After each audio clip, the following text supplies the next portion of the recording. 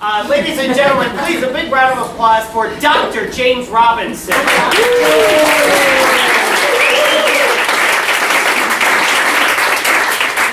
I got this from my dad. Here we go. I did not get the father I wanted, and while I'm not one to complain, although it is awfully hot in here, I would like to take this opportunity to celebrate Father's Day by expressing my dissatisfaction. It's almost as if my father did not fully appreciate my specific needs or delight in my observations about what was wrong with my family.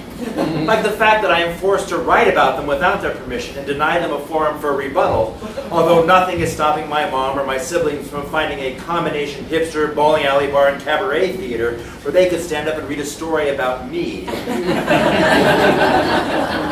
I certainly made my grievances known, both verbally and otherwise, and I can't help but think my father could have tried harder to alter his personality to nurture my sensitivities. Goodness knows I gave him endless opportunities to exhaust the deepest stockpiles of his parenting arsenal. Incoming shame grenade at 0200. Air-to-surface critical comment crotch rocket aimed at adolescent masculinity's munitions dump. Boom! Dad bomb, duck and cover. Your feelings. I'm just kidding. I always wore camouflage. Who's the quiet kid in the prissy pith helmet and the taupe and green floral blouse? It's me. I'm speaking metaphorically, which makes it easier, right? I mean, I didn't really vanish, just psychologically, and that's nothing compared to people who experience physical pain that scabs over and heals. And the stories I could tell. So many shimmering meditations on disappointment and insouciance. Like the time I was practicing Born Free on the piano and he was in the living room and it was like he wasn't even listening. No, I didn't get the father I wanted, and the past is writ large in stone. But sometimes, usually when I'm honing my mindfulness mantra at 4 in the morning, I get this nagging feeling, one of those emotional spasms that causes my bowels to kink into a nettlesome noose, and I have to ask myself this question. If I didn't get the dad I wanted, could it be possible that my father didn't get the son he wanted? I mean, unlikely table for obvious, right? But what if that's the case? What if, and I'm asking you please to suspend your disbelief, I wasn't the son of my father's dreams? Well, rather than letting that tantalizing hypothesis writhe on the floor like a pair of same-sex penguins at the San Francisco Zoo, I think I'll take the bullshit by the horns and tell a story as if I were the son my father had always wanted. You know, get ahead of the narrative, do some rebranding. I don't see how this could go wrong. Think about it. The good son would have been a business major, so he'd be all over this idea like a lowercase I on an Apple product. You know, iGym 2.0. But the actual iGym, that's me, the faulty template with the counterintuitive apps and the cumbersome casing was an English major, which is why I used the word insouciance earlier. So many F sounds, but I'm stalling. So ladies and gentlemen, here is my story as told by my better self. I'm sure it's funnier than the one the actual I would have written. Have you ever wondered what it feels like to make a hole-in-one? Like in golf? That was funny. Something so improbable that you can't help but think the person telling you the story is lying? Well, let me tell you the story of the time my dad and I were out on the back nine, and I did just that. I looked up back nine on Wikipedia from my laptop computer while I was at Leather and Latte, a coffee shop that caters to the gay and kink community. Hey, I'm wearing golf shoes with spikes. My back is your fairway. You'll need a 9-iron if you want to do a lob shot on this hole. Anyway. Dad and I are letting a group of strong women in Bermuda shorts play through when he says to me, son, I've never made a hole-in-one, and nothing would make me prouder than if you, my progeny, would do me this honor. My man smile like a pale-eyed investment banker from a J.P. Morgan Chase ad, as I feel the mantle of my father's expectations find purchase on the canary yellow cashmere vest that covers my hairless shoulders like the shellac on my Phi Beta hot fraternity paddle, the one that made my buttocks tingle when I'd been a naughty sophomore at Yale on a pole vaulting scholarship or something. I want to do this for my father, make the hole-in-one, and I inhale the scent of grass clippings and tradition as I think of my own future children, all boys with names like Trey or Jeb or Oedipus. My desire to make my father proud fills my athletic carriage with strength and elan. Well, not Elon.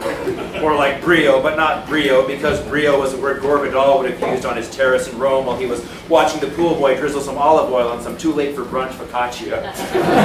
What I'm meaning to say in this had never really happened story is that I slide myself into my father's grand expectations like a suggestively large hand into a pearly white golf glove made of the finest Cabretta leather.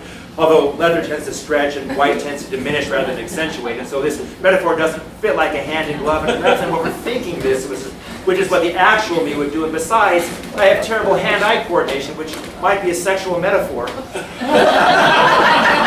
have to ask the person next to you if that's the case. Chances are we golfed together in the late 90s. We came. All I'm saying is the perfect me doesn't flip out and catalog this father-son teeing-off experience to use later in some hideously revealing story that will make audiences squirm and think, must our faces be rubbed in it thusly?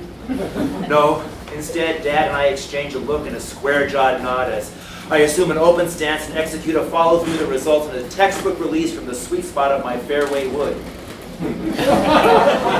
Dad and I watch the ball as it makes its graceful arc over the all too recently Wasps' only private course, and our hearts clutch in the certainty that our privilege will be acknowledged and enshrined by this athletic act.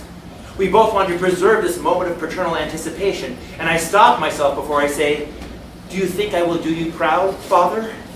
All we hear are the sprinklers and the swearing from the driving range. We don't need to talk everything to death because in this scenario, we're both real Republicans, not those Tea Party embarrassments who can't for the life of them seem to figure out how to use a possessive apostrophe. We're confident, Dad, in the fake I, that I deserve unfettered success, and while we're both a bit embarrassed by Donald Trump, we're willing to let him do the talking for us because we can't admit that what we really want is some other father figure to take charge for once, even if he's an orange-faced pucker-puss sea anemone. We're both exhausted from being stoic and defensive and dethroned and usurped and mocked by ungrateful children who feel the need to declare their independence as if it were ours to give. We actually feel really alone, even though it seems as if anyone can play this course now, even people in denim. The ball hasn't even hit the green and I'm still totally bewildered by what has happened to men like Dad and the better me. I mean, if I were the son my dad really wanted, maybe I would have understood how precarious his position was. Maybe I wouldn't have made so much fun of him. Maybe I could have set my clubs down and reached out and let him know that I know he's so much more than this unfair caricature I've created to protect myself. There was this night right before Dad died, and this is a real story, when he and I were upstairs at the house where I grew up. He'd been fighting cancer for 9 years, giving this painful disease a real run for its money. He did so much. He set out on a 2-person boat across the Atlantic the week after he was diagnosed just to prove that he could, shrugging his shoulders when we said, "But there's no radio, Dad. How will we get in touch with you?" After decades of silence, he finally began speaking at veterans gatherings, talking through his tears about what it was like to be riddled with shrapnel on a Belgian battlefield when he was barely 20, not sure if he would live to see the snow stop falling or even hear the medic's voice.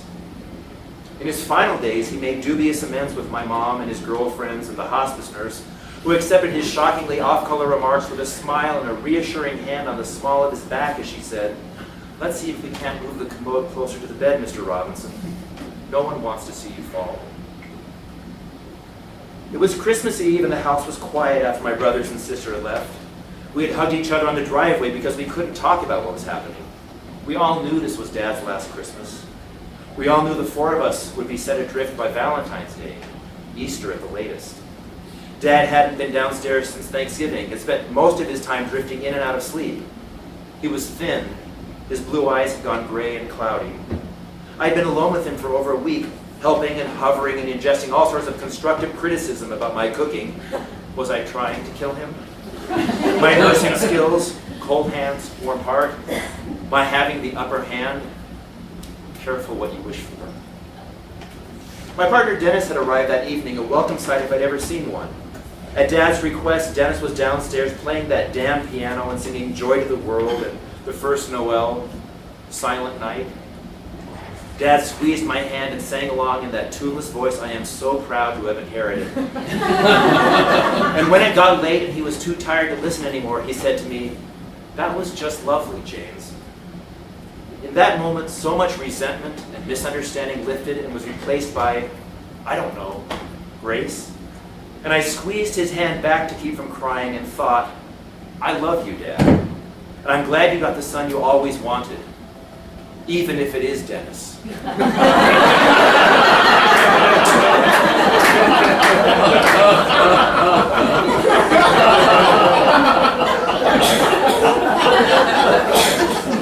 I never did make a hole in one. My dad did, though. I don't golf. Golf is stupid.